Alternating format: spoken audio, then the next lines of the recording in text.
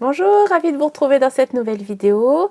Une introduction pour les vidéos qui vont suivre dans les semaines qui viennent avec le thème des interviews. Donc il y a à peu près un an et demi, j'avais mis en ligne une première interview que j'avais faite de François et qui donne en fait la base ou en tout cas la ligne directrice des prochaines interviews que je vais faire. Ça veut dire que je vais toujours suivre cette même matrice puisque j'avais envie de faire des interviews de différentes personnes. La chaîne, je l'ai nommée Mille et une thérapies, mais heureusement, j'en ai pas fait mille et une.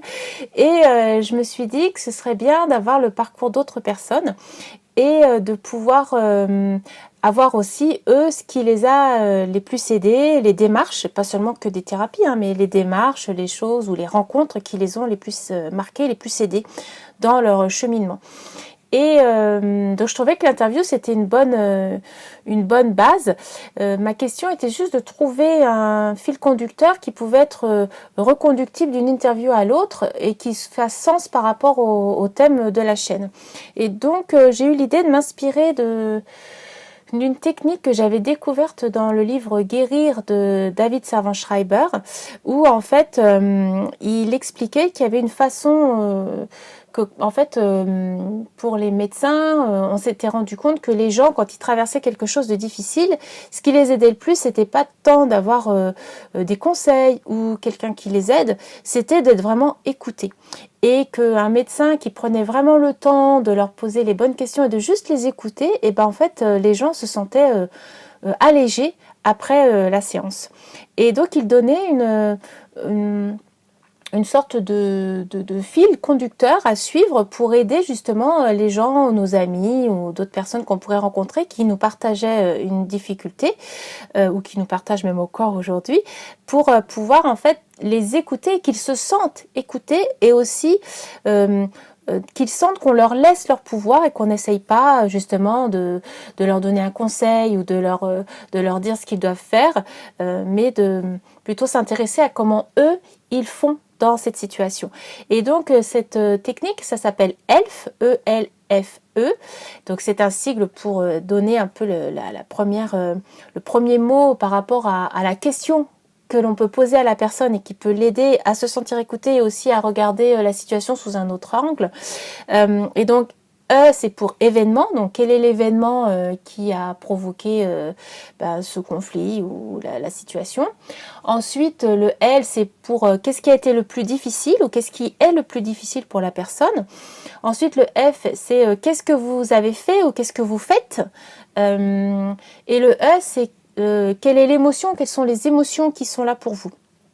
Et en fait, le simple fait de faire ce déroulé-là aidait les personnes à un peu dégrossir les choses, à les repenser pour eux-mêmes et le fait de l'exprimer à quelqu'un d'autre, donc de le voir ou d'élaborer un peu l'angle de vue sur la situation d'une autre façon, et puis aussi, comme je vous disais, de se sentir écouté et aussi de sentir que donc rien que la question sur qu'est-ce que vous faites ou qu'est-ce que vous allez faire ou qu'est-ce que vous avez fait permet à la personne en fait de lui laisser son pouvoir et de montrer ou de lui permettre d'envisager les choses avec ce qu'elle peut faire.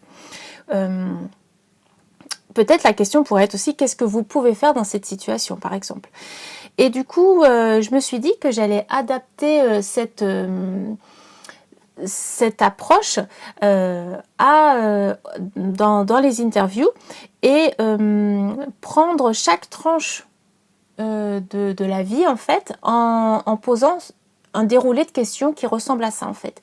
Et donc chaque tranche, c'est-à-dire par rapport à faire un déroulé de questionnement sur l'enfance, un autre sur l'adolescence, un autre sur l'entrée dans la vie d'adulte, un autre sur la vie d'adulte et pour les personnes qui seraient retraitées, un autre déroulé de questionnement sur la période de la retraite et de la vie après la vie active, entre guillemets, celle où on est rémunéré. Et donc, si vous êtes curieux, vous pouvez aller voir l'interview de François, je vous dis qui a été, il me semble que je l'ai mise en ligne vers août 2024. pour si vous n'avez pas envie d'aller voir cette interview, pour préparer aussi celle que je vais faire par la suite, je me suis dit que ce serait peut-être bien que je fasse moi-même cette interview déjà, que je réponde moi-même à ces questions, parce que toute la chaîne jusqu'ici, j'ai parlé des démarches que j'avais faites, ou voilà, les émotions, j'ai fait quelques petits cycles sur des thèmes qui m'intéressaient ou que je voulais aborder sur cette chaîne, mais finalement, j'ai pas fait ce déroulé-là. Et pendant un moment, d'ailleurs, je me disais, tiens, je me demande ce que je pourrais faire, surtout après le stage de Frank Lovett qui fait revoir sa vie sous un angle complètement différent. Et donc, après, maintenant, là, je me sens prête à refaire, à faire ce déroulé, à faire cette interview pour moi. Et donc, j'ai appelé ces interviews des instantanés parce que je me dis qu'en fait, c'est comme une photo, comme les Polaroid autrefois, on en a maintenant à nouveau. En fait, c'est une sorte d'instantané, un cliché, une photo sur ce que dit la personne ou sur ce que vit la personne là. Et au moment où l'interview se fait, le fait même d'avoir répondu à ces questions-là fait que si on refaisait l'interview le lendemain ou la semaine d'après, certainement que les choses se diraient différemment.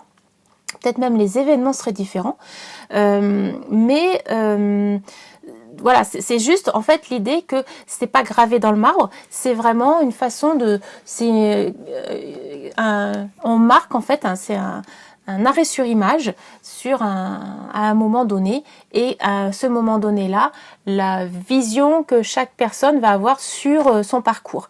Et je trouve que ça, enfin moi j'aime beaucoup les parcours de vie, et donc je trouvais que ce serait une bonne chose de pouvoir en partager sur la chaîne. Donc selon les personnes, vous aurez l'image ou pas.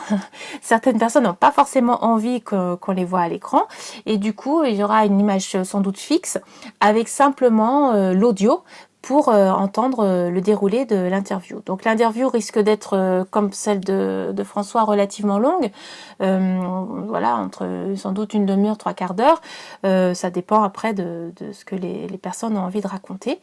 Et donc comme je vous disais, je vais commencer par faire moi cette interview en reprenant donc clairement aussi les questions, ce qui vous permettra, si vous êtes curieux et vous avez envie de voir de quoi il retourne, et bien quel est ce déroulé et quel est ce fil conducteur que je vais suivre pendant toutes les interviews qui vont venir. Voilà. Donc j'espère que la thématique va vous intéresser, vous rendre en tout cas curieux. Et puis écoutez, je vous souhaite une bonne semaine et je vous dis à la semaine prochaine pour mon interview, et les semaines suivantes pour les interviews de personnes plutôt inconnues pour vous, mais voilà, des parcours de vie parmi d'autres. Merci beaucoup, à bientôt.